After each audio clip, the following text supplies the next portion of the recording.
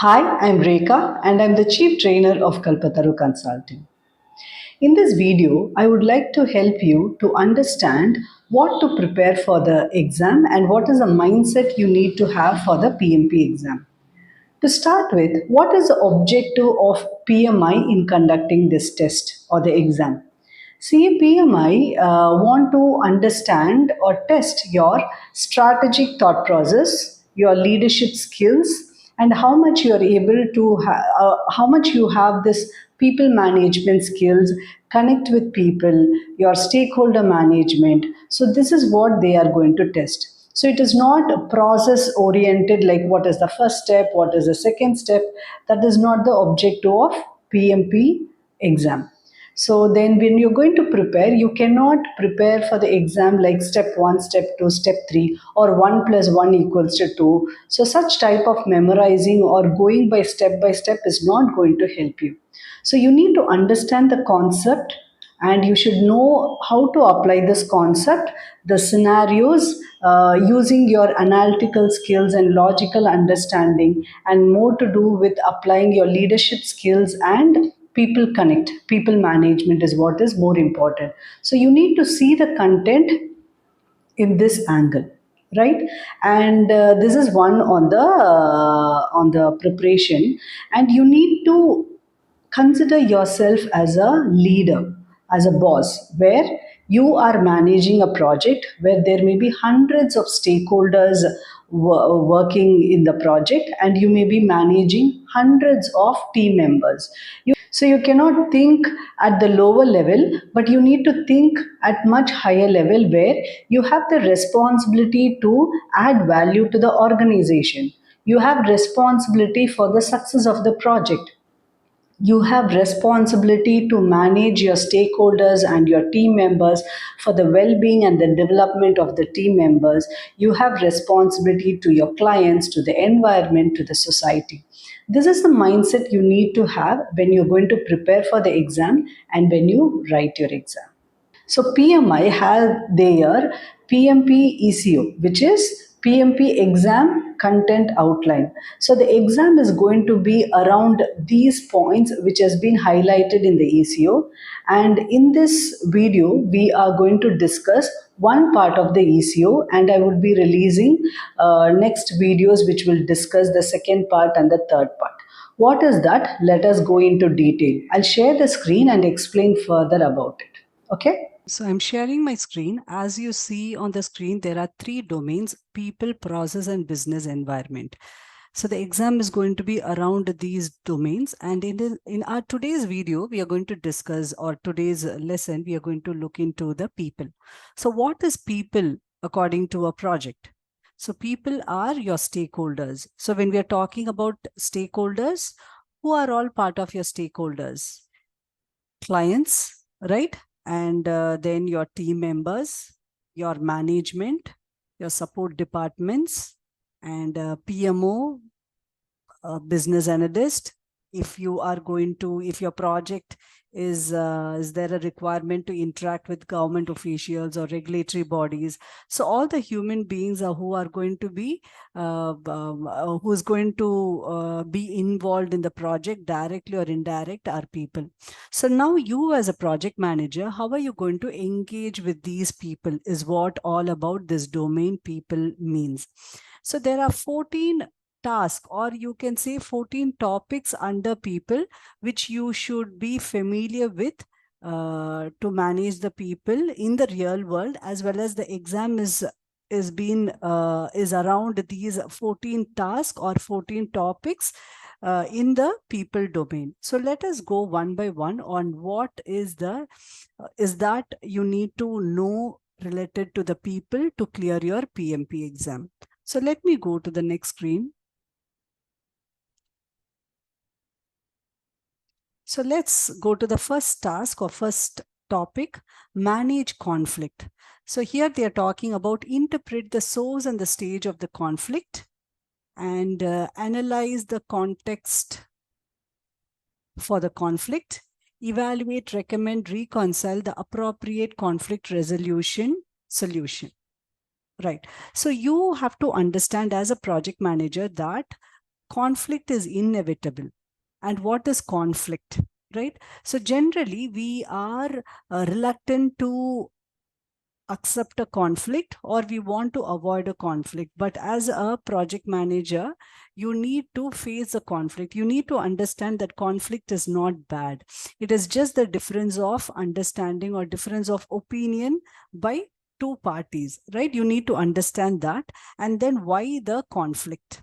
And you need to understand the context of the conflict and come out with a relevant solution to manage the conflict or to resolve the conflict.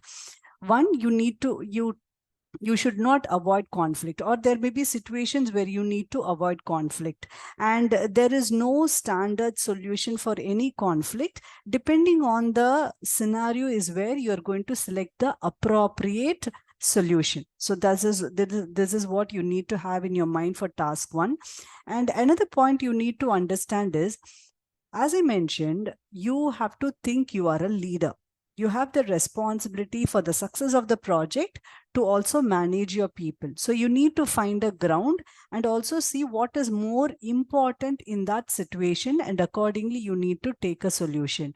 You cannot avoid a conflict, or you should not think from the place where like you are at the lower level of the ladder, in the career ladder, like you are at the basic level where you are hesitant to give your solution or hesitant to face things. You should have the, if required, the command and control, or maybe you need to also have this um, emotional intelligence. You need to apply all these things when you're going to manage the conflict, right? Remember, you are the leader. You have the responsibility towards the project and your people. Think from those lines. And what is the second task? Lead a team. Set a clear vision and mission. Support diversity and inclusion. Value servant leadership. Determine an appropriate leadership style. Inspire, motivate, and influence your team members and your stakeholders. Analyze the team members and stakeholders' influence. Distinguish various opinions to lead various team members and stakeholders. See, basically, if you have a better understanding of prepared well in the agile part, there I recollect a point where it says communicate and re-communicate the project vision. So it is very important, you as a project manager, when you're leading your team, to clear the set ground rules. One, the vision for the project, mission for the project, and these are beautiful lines where you see the second one. You need to support diversity and inclusions in terms of cultural differences, experience, emotionally diverse people, and various things, right? And there are various leadership styles: directive leadership style, collaborative leadership style, servant leadership style. So there is no one leadership style which is best. So you need to understand what is the context, what is the situation, and according to that is where you're going to select the leadership style, which is called as, right, situational leadership style. And there is more emphasis for servant leadership. And now, as the exam is going to be 60 to 70% based on agile and hybrid, you understanding servant leadership and applying servant leadership is better. And when you're going to handle your team members or your stakeholders, it is very important for you as a leader to motivate them, inspire them, influence them. So you need to understand the emotional intelligence. You need to develop emotional intelligence, understand the human behavior. In the process, project management process, you would have come across a process as manage team, develop team. So in this develop team, you would have again learned the various human behavior theories. So those, instead of looking at just theories, it helps you to understand the human dynamics and the human behavior. That is again going to help you understand of how to manage your team members. And then coming to the next point, like you need to understand what influences the stakeholders. See, everyone thinks what's in it for me. So it's very important for you to understand what's in it for the stakeholders, for your team members. Tap that, understand that, and accordingly manage your team members, accordingly manage your stakeholders. Again, think as a leader. You have the responsibility not just to take the work done or get the work done from your team members, but you also have the responsibility to empower them, enable them, help them to develop in their career, right? So you need to take care of your team in a holistic way. I hope I was able to give you an understanding about the team management, or the second task, lead a team. And the third point, support team performance. Appraise team members' performance against key performance indicator, support and recognize team member growth and development, determine appropriate feedback approach, verify performance improvement. So this is talking about the team performance. So you should have clearly defined the key performance indicators. Where you do that? Plan plan resource management. You clearly define how you're going to manage them. As I just now mentioned, it is not just about getting the work done from them, but also help them to grow and for their development. And above that, one more thing, you should be an enabler in their performance, where you are going to give the appropriate environment, a safe environment, free from politics, free from picking them for mistakes, right? Only then they will be a better performer. And also whatever tools and techniques which are available for them to execute the project, that as well has to be provided. A regular feedback for them to improve their performance, right? So now let us move to the next set of tasks.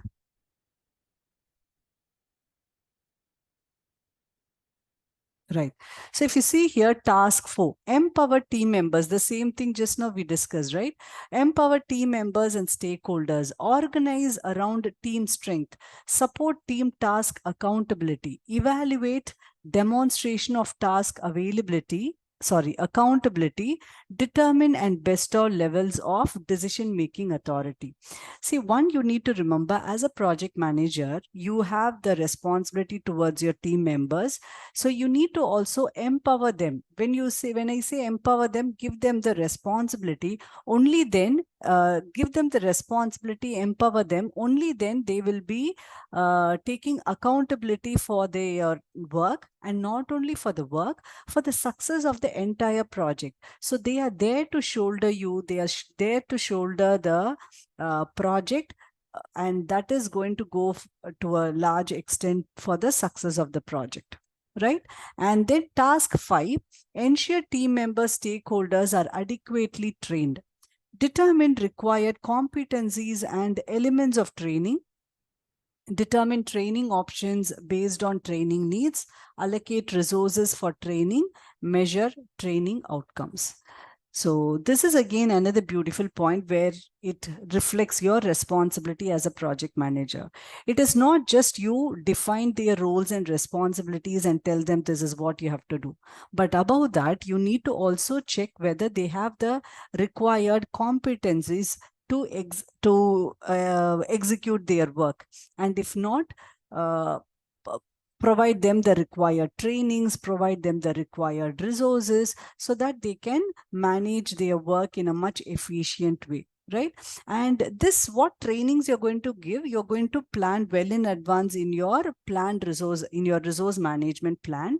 And throughout the project, as part of monitor or manage resources, you're also going to evaluate their performance, and then accordingly you may come out with revision in your plan to come out with new ways of, or different ways of training your team members, right? And it also talks about training your stakeholders. See, there is one point in Agile where it says educate your stakeholders on Agile. To bring that point, as like say almost like 60-70% is going to be Agile based questions, it is very important for your stakeholders, including your team members, for you to educate them on the Agile practices. Only then they will understand why something is followed, and they will collaborate and cooperate with you. To give one example or two examples, your clients may, as per the Agile principles, like we need to have frequent interaction with the stakeholders. And when we say stakeholders, now let us take one part of the stakeholder as client. So you need to have regular interaction. Your clients may say, we have already given the requirements. Why do you want a regular meeting where we can use this time into something else which is more productive? But if you're going to help them to understand that frequent interaction will help your stakeholders, your clients to highlight any change requirements whenever it is required. They need not wait till the end of the project or after a considerable time. And also the development team, if they have any glitch, any issues, or better way to do something, they can immediately or in a short period they can communicate to the stakeholders for this is going to help the project progress and yeah, for the success of the project. And another one, in agile we have seen the comprehensive documentation takes a back seat, where working software, working deliverable takes the front seat, the priority. So your support departments, be it your compliance department or your quality department, may insist you to create certain documents, presentations, and so on. If you're going to help them or educate them on the practices of agile, the principles of agile, then they understand that documentation takes a backseat, and we are going to create documents only to the extent it is required and only when it is required. So be it training your team members or your stakeholders related to your agile or any other um, anything else which is required for the performance, it is very important for the project managers, or it is the responsibility of the project manager to identify that and to create a platform to train the team members and the stakeholders. Now coming to the task 6, build a team. Appraise stakeholder skills, deduce project resources requirements, continuously assess and train team skills to meet project needs, maintain team and knowledge transfer. So it is very important to understand the stakeholders' skill set, resources, your team members' skill set, and accordingly you can assign them the job. And the last point is very important: maintain team and knowledge transfer. This is a very important point where you understand or help the team members to collect the knowledge and also to share the knowledge. When the team members are going to share the knowledge among themselves and to the organization and to you as a project manager, only when they are empowered, only when they feel safe. Right? When they feel safe, they are going to share the knowledge. When I say knowledge, not only the best practices, even if they have made a mistake, it could be shared and documented so that others need not do the same mistake, right? So again, you as a project manager, give a safe environment, an empowering environment, so that will encourage your team members to do their best job. And in this case, knowledge, transfer knowledge, right? So let's move to the next. Task 7. Address and remove impediments, obstacles, and blockers for the team. What does it mean? Determine critical impediments, obstacles, and blockers for the team. Prioritize critical impediments, obstacles, and blockers for the team. Use network to implement solutions to remove impediments, obstacles, and blockers for the team. Reassess continuously to ensure impediments, obstacles, blockers for the team are being addressed. So basically, you as a project manager, you should be an enabler, you should be a facilitator to understand what are the hurdles for the team, what is the source of the hurdles, and eliminate those sources for the smooth operation of the project. And the team is also going to be the team is also going to appreciate you, where you not only are focused in getting the job done from them, but also trying to find out what is the hurdles for them and trying to remove those hurdles. And the task 8, negotiate project agreements, analyze the bounds of the negotiation for agreement, assess priorities and determine ultimate objective, verify objectives of the project agreement is met, participate in agreement negotiations, determine a negotiation strategy. See, basically what they are talking about is, if you remember, there is a term called as team charter. It is not project charter, team charter. So what is a team charter? At the start of the project, in collaboration with your team members, you're going to define what is the vision for the project and what are the do's and the don'ts. You're going to define the ground rules for the project in collaboration with your team members. So it becomes a team activity, team building activity. And once this do's and don'ts, the ground rules has been defined, that is like, as we say, the agreement within the team. So the team knows what is acceptable behavior, what is not an acceptable behavior, and it is they who built it, right? And this will help the team for managing the project in a better way. They know that what is acceptable, what is not acceptable, what is their boundaries, and within the boundaries they are going to execute the team. And this again is going to help to remove or reduce conflict between the team members, right? And then task 9, collaborate with stakeholders. Evaluate engagement needs for stakeholders and optimize alignment between stakeholders' needs, expectations, and people project objectives. Build trust and influence stakeholder to accomplish project objectives. See, when we are talking about stakeholders, as I earlier mentioned, it can be your clients, your team members, your management. So basically, you need to understand the need for the stakeholders, or rather, I would say engagement needs. Why we need to engage with the stakeholders? What is the objective? To recollect few points from stakeholder management, basically, we need to develop a agreement with the stakeholders. We want them to collaborate and cooperate with the project, in the project, and to increase their positive impact and reduce their negative impact in the project. So we need to understand that. We need to understand what is the needs, expectations from the stakeholders and try to meet that. In the engagement, you need to also develop trust and influence the stakeholders so that the stakeholders are collaborative and cooperative with you as a project manager, your team members, and with one another for the success of the project. So this is task 9. And let us move to the next set. Task 10. Build shared understanding. Break down situation to identify the root cause of a misunderstanding. Survey all necessary parties to reach consensus. Support outcomes of parties' agreement. Investigate potential misunderstandings. So basically, it is again in line with the conflict, right?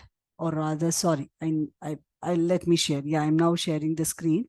So the task 10, build shared understanding. So this is what I just read out. So it is in line with the conflict management. So you as a project manager should understand what is the root cause.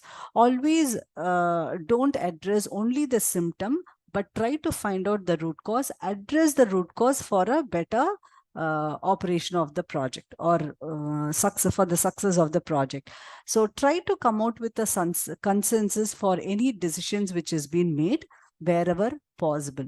Try to reduce misunderstandings wherever possible. Right? So this is what is a 10th. So you need to always be on the toes to understand what can be the possible issues. And before even the issue or before even the conflict comes in place, you need to be on the toes to identify what can be the potential misunderstandings and try to avoid it or address it. Task 11, engage and support virtual team. Examine virtual team needs, team member needs, investigate alternative for virtual team member engagement, implement options for virtual team member engagement, continuously evaluate effectiveness of virtual team member engagement. So in this globalized world, we definitely are going to work with virtual team. So we need to understand the challenges, the hurdles, the differences, when we are going to manage the virtual team. And before even the issues raise, you need to understand all these things and come out with appropriate tools and techniques, maybe communication mechanisms, anticipate the issues, and then come out with an appropriate communications management plan to communicate and manage the virtual team members. And then task 12, define team ground rules. Again, this is in line with the previous points which we had discussed, where I spoke about team charter, right? So communicate organizational principles with team and external stakeholders, establish an environment that fosters adherence to the ground rules, manage and rectify ground rule violation. So basically, it is always better to set ground rules for your project where everyone understands, be it your team members or your stakeholders outside the team, they understand what is acceptable behavior and what is not acceptable behavior. And the boundaries having drawn, they know how to manage or how to behave or how to contribute, how to work. If this is not established, later, once the project is started and then in the middle of the project, it's very difficult for you to draw a line. So it is all the more better to define the ground rules at the very start of the project and also communicate to the stakeholders, clarify that everyone are in the same page, right? So these are few steps which is going to reduce the conflict issues and it is going to contribute to the success of the project. So let us move to the final two task.